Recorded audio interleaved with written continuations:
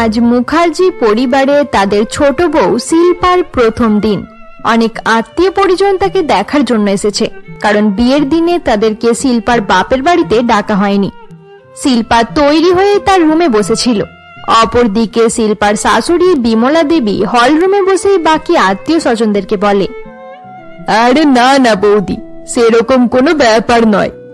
আসলে নতুন বৌমায়ের বাবা অনেক গরিব, আমরা জানতাম না সেখানকার ব্যবস্থা কেমন হবে, তাই আমরা তোমাদেরকে সেখানে যাওয়ার জন্য বলিনি, কারণ আমিও চাইতাম না যে তোমাদের সেখানে গিয়ে কোনো রকমের অসুবিধায় পড়তে হোক।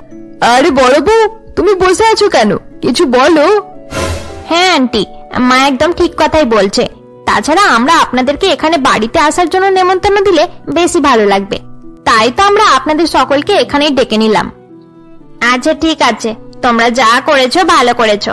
আমরা শুধু এটাই চাই যে তোমাদের পরিবার যেন সুখে থাকুক। আচ্ছা, আমরা অনেক সময় থেকে এখানে বসে আছি, ছোট বউকে এবার ডাকো তো দেখি, আর কতক্ষণ ওয়েট করবো। আচ্ছা ঠিক আছে, বড় বউ যাও, তোমার ছোট জাকে নিয়ে এখানে এসো। এরপর বড় বউ শিল্পাকে ডাকার জন্য তার রুমের দিকে চলে যায়। মুখার্জি পরিবারের বড় বউয়ের নাম কবিতা। সে অনেক ধনী পরিবারের মেয়ে। হয়তো সে তার বিয়েতে অনেক যৌতুকের জিনিসপত্রও নিয়ে এসেছিল, তাই পরিবারের সকলে তাকে অনেক পছন্দ করত। সবাই তাকে অনেক সম্মানও করত। অপরদিকে শিল্পার এই বাড়িতে এসে মাত্র একদিনই হয়েছে। শিল্পা যখন নিজের রুমে বসেছিল, এমন সময় বড় বউ কবিতা তার কাছে যায়। তুমি কি এখানে মহারানীর মতো বসে থাকার জন্য এসেছো? না দিদি, আমি তো অপেক্ষা করছিলাম যে কখন তোমরা ডাকবে আর আমি সবার সঙ্গে দেখা করতে যাব। যাও তাড়াতাড়ি রান্নাঘরে গিয়ে একটা জায়গায় মিষ্টি নিয়ে হল রুমে চলো। দিদি, তোমাকে একটা কথা জিজ্ঞাসা করার ছিল। আজ আমি কোন শাড়িটা পরবো ডিসাইড করতে পারছি না, একটু বলে দেবে? আমি তোমাকে আর কি বলবো, আমি জানি তোমার কাছে হয়তো একটাও ভালো শাড়ি নেই, তবে হ্যাঁ, আমাদের মান সম্মানের কথা চিন্তা করে একটা ভালো দেখে শাড়ি পরে নিও। আচ্ছা দিদি, আমি তোমাকে হলুদ কালারের যে শাড়িটা দেখিয়েছিলাম সেটা পরে নেব? ও মাই গড, প্লিজ তুমি ওটা পরতে চেও না, কারণ আমি সেম ওরকম একটা শাড়ি কয়েকদিন আগেই আমাদের বাড়ির কাজের মেয়েকে দিয়েছিলাম। তবে সে যাই হোক, তোমার ইচ্ছে হলে তুমি পরে নিতে পারো। কবিতা এই বলে সেখান থেকে চলে যায়। কবিতার কথা শুনে শিল্পার খুব খারাপ লাগে, কিন্তু এই বাড়িতে এসে তার মাত্র একদিনই হয়েছিল, তাই সে কিছুই বলে না। এরপর শিল্পা তার হলুদ শাড়ি পরে রান্নাঘরে গিয়ে চা জল খাবার নিয়ে নেয় এবং হলরুমে সবার কাছে আসে। আপনারা খাওয়া দাওয়া করে নিন, এই পায়েসটা আমি নিজের হাতে আপনাদের জন্যই বানিয়েছি, খেয়ে বলবেন কেমন হয়েছে। কিছু সময় পর সকল আত্মীয় পরিজন খাওয়া দাওয়া করে নেয় এবং শিল্পার বানানো পায়েসটাও খেয়ে নেয়। সকলে শিল্পার অনেক প্রশংসা করে। শিল্পার এত বেশি প্রশংসা শুনে তার বড় যা কবিতা এবং শাশুড়ির মুড খারাপ হয়ে যায়। কিছু সময় পর শিল্পা তার রুমে চলে আসে। শিল্পা যখন তার রুমে বসেছিল, এমন সময় তার স্বামী সূর্য বাড়ি ফিরে আসে। তুমি কি বাইরে কিছু খেয়েছিলে? দাঁড়াও, আমি তোমার জন্য ব্রেকফাস্ট নিয়ে আসছি। আরে শিল্পা, প্লিজ তুমি আমার এত বেশি কেয়ার করো না, আমার এত বেশি কেয়ারের অভ্যাস নেই। আমার খিদে পেলে আমি চাকরকে দিয়ে আনিয়ে নেব, তুমি চিন্তা করো না। তুমি এরকম করে বলছো কেন? তোমার খেয়াল রাখার জন্য তো আমি আছি। শিল্পা, আমি তোমাকে ভালোবেসে বিয়ে করেছি, তোমাকে চাকর বানিয়ে বাড়িতে নিয়ে আসিনি যে তোমাকে সব সময় অর্ডার দেব। তাছাড়া আমি জানি বাড়ির কেউ তোমাকে পছন্দ করে না, তারা উল্টোপাল্টা কথা বলে তোমার মুড খারাপ করে দেয়। একটু অপেক্ষা করো, আস্তে আস্তে সবকিছু ঠিক হয়ে যাবে। সূর্য, আমার মনে হয় আমরা দুজন লুকিয়ে বিয়ে করে নিয়েছি, তাই সবাই আমাদের থেকে রেগে আছে। আমরা যদি আগে থাকতে সবাইকে জানিয়ে দিতাম তাহলে আর এরকম কিছুই হতো না। তোমার কি মাথা খারাপ হয়ে গেছে? আমি যদি আগে থাকতে আমাদের বাড়ির সবাইকে জানিয়ে দিতাম, তাহলে আজ তোমার জায়গায় অন্য কোনো ধনী বাড়ির মেয়ে আমার বউ হয়ে যেত। বাড়ির সবাইকে আমি খুব ভালো করে চিনি। তাছাড়া তোমার মা, বোন আর বৌদি সবাই আমার পেছনে লেগে আছে। তবে দেখা যাক তারা এবার কি কি করে। শিল্পা সূর্যকে এসব কথা বলছিল। এমন সময় তার বড় ননদ কাজল তাকে ডাকতে ডাকতে রুমের দিকে আসে। আরে ও নতুন বউ, তাড়াতাড়ি রুমের বাইরে এসো। তোমার মায়ের বাড়ি থেকে কিছু জিনিস এসেছে, সেগুলো নিজের রুমে নিয়ে এসো। খুব বেশি জিনিস নেই, তাই চাকরকে দিয়ে আনাতে হবে না, তুমি নিজেই তুলে নিয়ে চলে এসো। হ্যাঁ দিদি, তুমি চলো, আমি যাচ্ছি। শিল্পার শাশুড়ি সকল আত্মীয়দেরকে জানিয়েছিল যে শিল্পা কোনো গরিব পরিবারের মেয়ে, তাই বিয়েতে আত্মীয়দেরকে ডাকা হয়নি। কিন্তু আসলে শিল্পা এবং সূর্য দুজনে একে অপরকে ভালোবাসতো এবং তারা বাড়িতে না জানিয়ে লুকিয়ে বিয়ে করে নিয়েছিল। রাতে সকল অতিথি চলে যাওয়ার পর শিল্পা বাড়ির সমস্ত কাজ করে একটার সময় ঘুমিয়ে পড়ে। শিল্পা এবং সূর্য গভীরভাবে ঘুমিয়েছিল, কিন্তু সকাল 4টের সময় কেউ জোরে জোরে তার রুমের দরজা নক করতে শুরু করে। আরে এত সকাল সকাল কে দরজা ধাক্কা দিচ্ছে? শিল্পা যখন দরজা খোলে তখন দেখে তার শাশুড়ি সেখানে দাঁড়িয়ে রয়েছে। আরে মা, আপনি? হ্যাঁ আমি। তোমাকে দেখে মনে হয় না বেশি পড়াশোনা করেছো। তাছাড়া তুমি তো কোনো ধনী পরিবারের মেয়েও নয়। নিশ্চয়ই তুমি বাড়ির কাজ খুব ভালোভাবেই করতে পারো। যাও, আগে গিয়ে সবার জন্য ব্রেকফাস্টটা তৈরি করো, আর তারপর চা বানিয়ে সবার রুমে দিয়ে এসো। কিন্তু মা, এখন তো সবে মাত্র ভোর 4টে বাজে। তাতে কি হয়েছে? এতজনের জন্য ব্রেকফাস্ট বানাতে হবে, তার জন্য 2 ঘন্টা তো লেগেই যাবে। তারপর তো ঘরও পরিষ্কার করতে হবে তোমাকে। আচ্ছা ঠিক আছে, আমি তৈরি হয়ে এক্ষুনি আসছি। এরপর শিল্পার শাশুড়ি সেখান থেকে চলে যায়। শাশুড়ির কথা শুনে শিল্পা একটু অবাক হয়, কিন্তু সে কিছু না বলেই বাড়ির কাজ করতে শুরু করে দেয়। সারাদিন শিল্পাকে বাড়ির নানা রকমের কাজ করতে হয় এবং তারপরেও তাকে সবাই উল্টোপাল্টা করে কথা বলতে থাকে। সূর্য এসব কথা জানার পর কোনো রকম প্রতিবাদ না করে শুধুমাত্র শিল্পাকে সান্ত্বনা দিত। তুমি বেশি চিন্তা করো না শিল্পা, সবকিছু ঠিক হয়ে যাবে। তুমি শুধু একটু অপেক্ষা করো। তুমি এটা কেন ভাবছো সূর্য, যে আমি সকলের কথা শুনে দুঃখী হয়ে যাব? এসব কথা শুনে আমার কিছুই মনে হয় না। যে যা বলছে বলুক, আমি শুধু ভালোভাবে নিজের কাজ করে যাব। থ্যাংক ইউ শিল্পা, তোমার মতো লাইফ পার্টনার পেয়ে আমি অনেক হ্যাপি। এরপর শিল্পা যখন নিজের রুমে বসে মায়ের বাড়ি থেকে আসা জিনিসপত্র দেখছিল, এমন সময় তার ননদ তার কাছে আসে। ছোট বৌদি, তোমার 2টো শাড়ি আমার খুব পছন্দ হয়েছে, তাই তাড়াতাড়ি আমাকে শাড়ি 2টো দিয়ে দাও। কিন্তু দিদি, আমি যদি তোমাকে 2টো শাড়ি দিয়ে দিই তাহলে আমার শাড়ি কম হয়ে যাবে। আমার মায়ের বাড়ি থেকে বেশি জিনিসপত্র আসেনি। তাছাড়া কাল আমার 4খানা শাড়ি অনেক ওল্ড ফ্যাশন হয়ে গেছে বলে বড় বৌদি কাজের মেয়েকে দিয়ে দিয়েছে।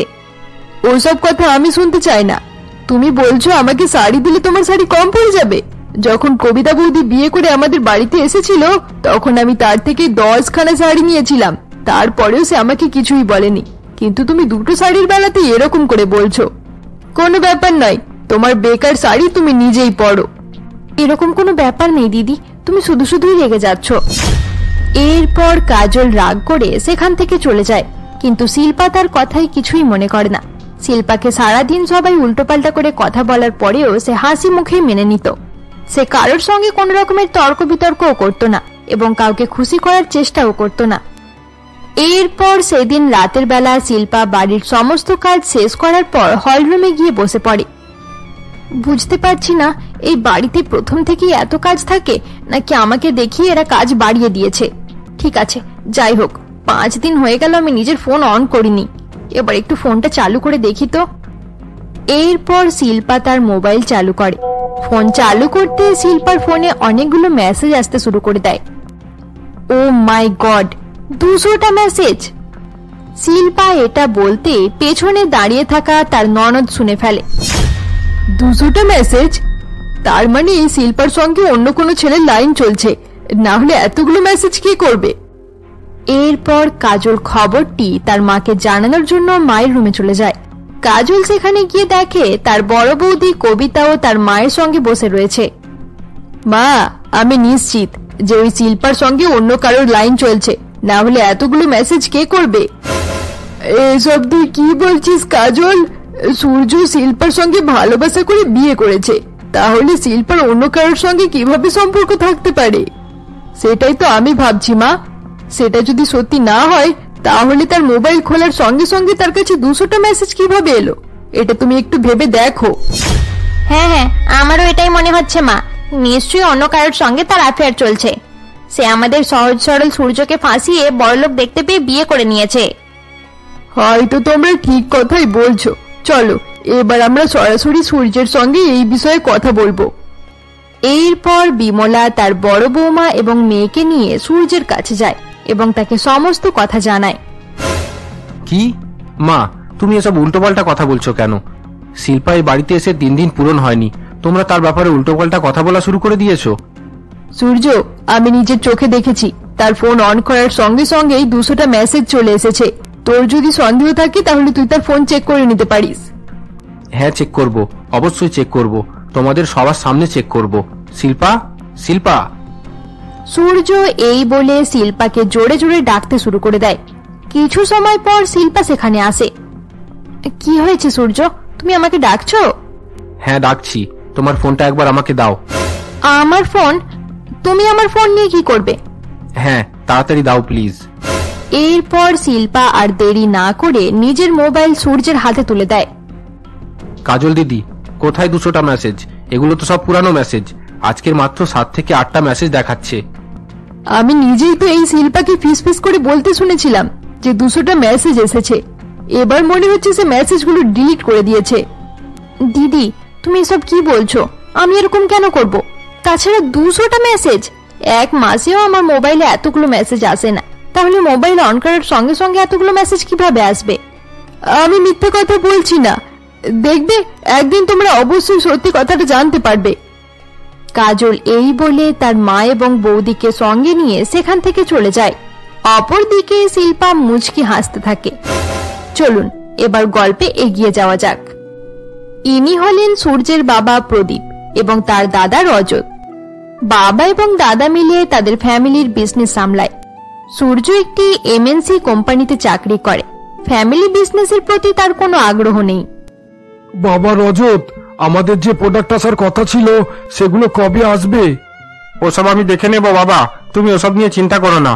আমাদের তাড়াতাড়ি কোনো ঠিকঠাক জায়গায় প্রোডাক্টগুলো রাখতে হবে, না হলে সেগুলো খারাপ হয়ে যেতে পারে। সেটা নিয়ে কি করব বাবা? ওসব আমি দেখে নেব, তুই টাকা পয়সার ব্যাপারগুলো ভালো করে দেখে নে। প্রদীপ বাবু এবং রজত একটি রুমের ভেতরে বসে এসব কথা আলোচনা করছিল। এমন সময় প্রদীপ বাবু লক্ষ্য করে জানালা থেকে কেউ তাদের কথা শুনছে।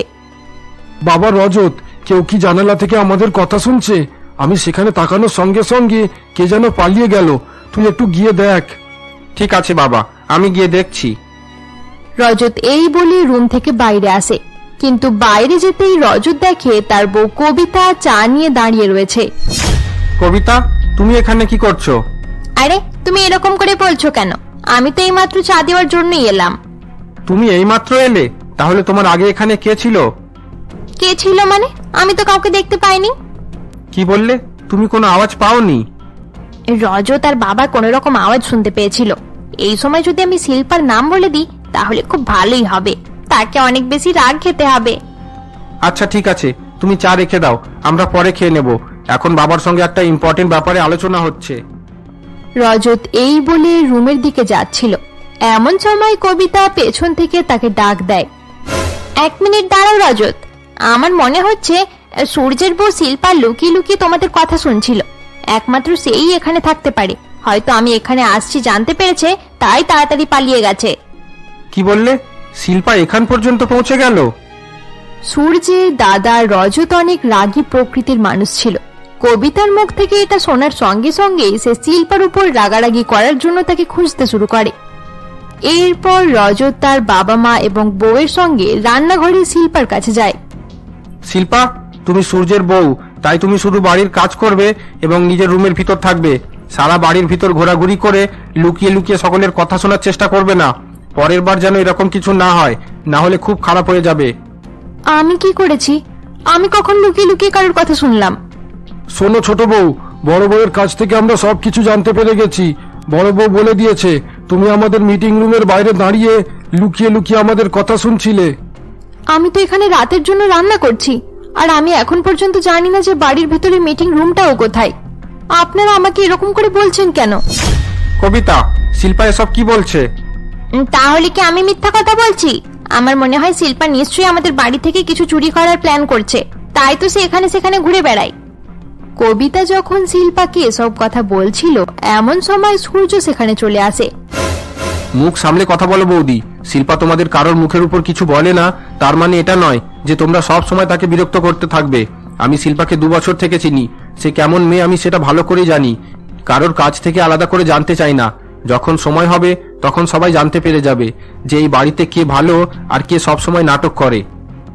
কিন্তু বাবা সূর্য, তোর বৌদি নিজের চোখে দেখেছে। আরে মা, তুমি থামো। দিদি শিল্পার ক্যারেক্টার নিয়ে উল্টোপাল্টা কথা বলেছিল এবং এখন বৌদি তাকে চোর প্রমাণ করার চেষ্টা করছে। এরপর যদি এরকম কোনো কথা হয় তাহলে আমি শিল্পাকে নিয়ে এখান থেকে দূরে কোথাও চলে যাব। সূর্য, তুমি প্লিজ এরকম করে বলো না। প্লিজ, যা হয়েছে সেগুলো বাদ দাও।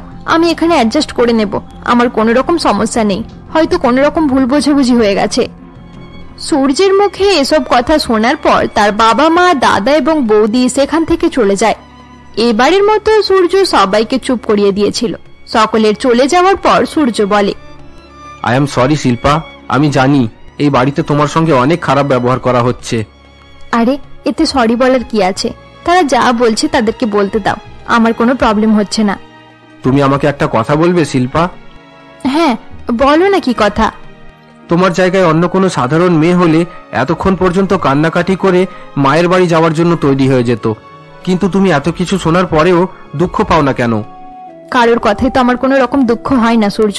আমি সবার কথা এক কান দিয়ে শুনি আর অন্য কান থেকে বার করে দিই। সত্যি তুমি আজব মেয়ে, এত খারাপ খারাপ কথা শোনার পরেও তুমি কিছু মাইন্ড করো না। পরের দিন সকালে শিল্পার শাশুড়ি, ননদ এবং বড় যা মিলে তাকে বাড়ির সমস্ত কাজ করায়। সব কাজ করার পর দুপুরবেলায় শিল্পা যখন নিজের রুমে বসেছিল, এতক্ষণ পর্যন্ত কতগুলো মেসেজ এসেছে, একবার ফোনটা চালু করে দেখি। এই বলে শিল্পা তার মোবাইল অন করে এবং ফোন অন করার সঙ্গে সঙ্গে তার মোবাইলে অনেকগুলো মেসেজ ঢুকে পড়ে। মনে হচ্ছে তার সঙ্গে দেখা করতে যেতে হবে, না হলে এভাবে মেসেজ করতে থাকবে। এখন লাঞ্চ টাইম, সবাই বিজি থাকবে, তাই এই সময় দেখা করে এলে সব থেকে ভালো হবে। হ্যাঁ হ্যাঁ, এটাই ঠিক হবে। এরপর শিল্পা বাড়ির কাউকে কিছু না বলে তার কাঁধে একটি ব্যাগ নিয়ে বাড়ি থেকে বেরিয়ে পড়ে। শিল্পার বেরিয়ে যাওয়ার সঙ্গে সঙ্গে তার শাশুড়ি বাড়ির বাইরে লুকিয়ে লুকিয়ে তাকে দেখে ফেলে। আজ আমি এটা দেখেই ছাড়বো যে শিল্পা লুকিয়ে লুকিয়ে কার সঙ্গে দেখা করতে যায়। বিমলা হেঁটে হেঁটে কিছু সময় পর্যন্ত শিল্পার পিছু করতে থাকে। শিল্পা কিছু সময় পর্যন্ত হাঁটার পর একটি গাড়ির ভেতরে বসে কোথাও চলে যায়। আরে হঠাৎ করে শিল্পা কোথায় উধাও হয়ে গেল? এখানেই তো ছিল। এরপর বিমলা দেবী বাড়ি ফিরে আসে। কবিতা, সবার জন্য লাঞ্চ রেডি করে দাও, খাওয়ার সময় হয়ে গেছে। আমি লাঞ্চ দেব কেন মা? শিল্পা কোথায় গেল? তাকে বলুন সবাইকে খাবার দেওয়ার কথা।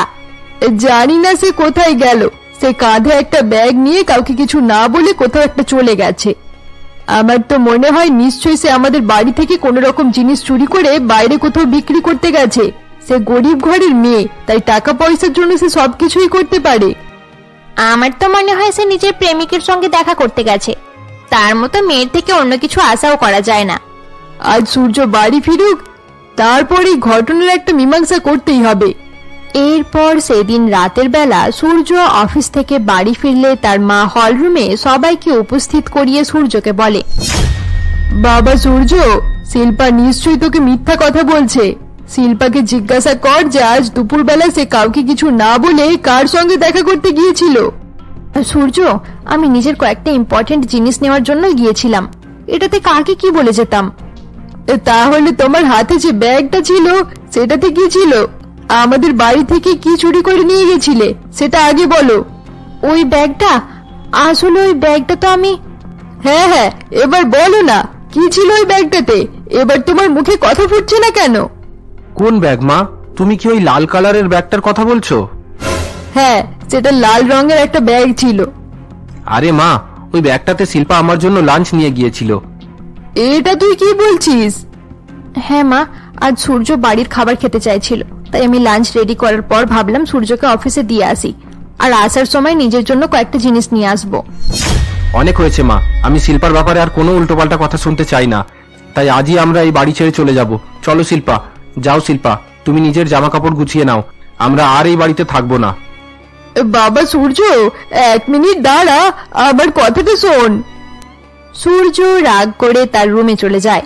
সূর্যের চলে যাওয়ার পর শিল্পা তার শাশুড়িকে বলে, আপনি চিন্তা করবেন না মা, সূর্যকে আমি বোঝানোর চেষ্টা করব, সে বাড়ি ছেড়ে যাবে না। শিল্পা তার শাশুড়িকে এই বলে নিজের রুমে চলে যায় এবং সূর্যকে বোঝানোর চেষ্টা করে। এরকম করে বলো না সূর্য, তোমাকে এই বাড়ি ছেড়ে কোথাও যেতে হবে না। আমি চাই না আমার জন্য এই বাড়িটা ভেঙে পড়ুক। প্লিজ এখান থেকে চলে যাওয়ার ইচ্ছেটা ছেড়ে দাও। কিন্তু আমি প্রতিদিন তোমার উপর এরকম অত্যাচার সহ্য করতে পারবো না শিল্পা। তুমি আমাকে নিয়ে চিন্তা করো না, আমি ঠিক অ্যাডজাস্ট করে নেব। তুমি এই বাড়ি থেকে আলাদা হয়ে গেলে আমি সারা জীবন নিজেকে ক্ষমা করতে পারবো না। তুমি আলাদা হওয়ার কথা চিন্তা করো না প্লিজ। ঠিক আছে, তোমার যেমন ইচ্ছা তেমনটাই হবে। কিন্তু শিল্পা, এবার তুমি বাড়ির লোকেদের মুখের উপর কথা বলা শেখো। সবসময় আমি তোমার হেল্প করার জন্য থাকতে পারবো না। কিন্তু শিল্পা, আমি বুঝতে পারছি না তুমি কেন সবার কথা মুখ বুজে সহ্য করছো। সূর্য এই বলে রুমের বাইরে চলে যায়। সূর্যের চলে যাওয়ার পর শিল্পা হাসতে শুরু করে। বাড়ির লোকেরা যতই চেষ্টা করুক না কেন, তারা আমার কিছুই করতে পারবে না। বন্ধুরা, আজকের জন্য এতটাই। গল্পটি তোমাদের ভালো লেগে থাকলে অবশ্যই লাইক করে দিও, আর পরবর্তী পর্ব দেখার জন্য আমাদের চ্যানেলকে সাবস্ক্রাইব করতে ভুলবে না।